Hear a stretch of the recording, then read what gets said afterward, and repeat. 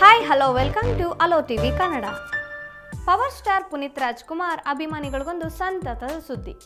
ಈ ವರ್ಷದ ಬಹು ನಿರೀಕ್ಷಿತ ಚಿತ್ರಗಳಲ್ಲಿ ಒಂದಾಗಿರುವ ನಟ ಸಾರ್ವಭೌಮ ಸಿನಿಮಾ ಸೆನ್ಸಾರ್ಗೆ ಪಾಸ್ ಆಗಿದ್ದು ಫೆಬ್ರವರಿ 7ಕ್ಕೆ ತೆರೆ ಕಾಣಲಿದೆ. ಈ ವರ್ಷ ತೆರೆ ಕಾಣ್ತಿರುವ ಮೊಟ್ಟ ಮೊದಲ ಸ್ಟಾರ್ ಸಿನಿಮಾ ಎಂಬ ಹೆಗ್ಗಳಿಕೆಗೆ ಪಾತ್ರವಾಗಿರುವ ನಟ ಸಾರ್ವಭೌಮ ವಿಶೇಷ ಎಂದರೆ ಪ್ರಾದೇಶಿಕ ಸೆನ್ಸಾರ್ ಮಂಡಳಿ ಸಿನಿಮಾ ಬಗ್ಗೆ ಮೆಚ್ಚುಗೆ ವ್ಯಕ್ತಪಡಿಸಿದ್ದು, ಒಂದೇ ಒಂದು ಕಟ್ ಆಕ್ಷೇಪಾರ್ಹ ಸಂಗತಿಗಳು ಇಲ್ಲ ಎಂದು ಹೇಳಿದೆ. ಚಿತ್ರಕ್ಕೆ UA ಪ್ರಮಾಣ ಪತ್ರ ನೀಡಿದೆ.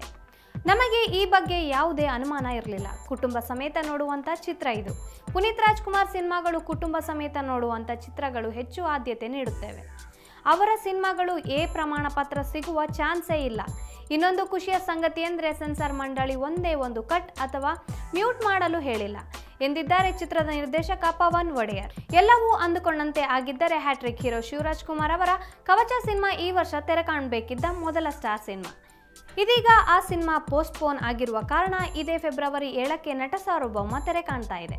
ನಟ ಸಾರ್ವಭೌಮ ಚಿತ್ರದ ಬಳಿಕ ದರ್ಶನ್ ಯಜಮಾನ, ಕಿಚ್ಚ ಸುದೀಪ್ ಅಭಿನಯದ ಪೈಲ್ವಾನ್ ಸಿನಿಮಾಗಳು ತೆರೆ ಕಾಣ್ತಾ ಇವೆ.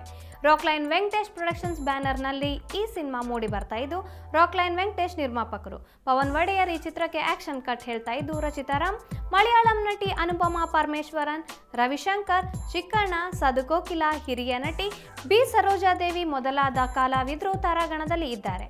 ಡಿ ಇಮ್ರಾನ್ ಸಂಗೀತ ಸಂಯೋಜನೆಯಲ್ಲಿ ಹಾಡುಗಳು ಮೂಡಿ ಬರ್ತಾ ಇವೆ. If you like this video ಬೇಗ ಲೈಕ್ ಮಾಡಿ, ಕಮೆಂಟ್ ಮಾಡಿ, ಶೇರ್ ಮಾಡಿ ಹಾಗೂ ಅಲೋ ಟಿವಿ ಕನ್ನಡವನ್ನ ಸಬ್ಸ್ಕ್ರೈಬ್ ಮಾಡಿ.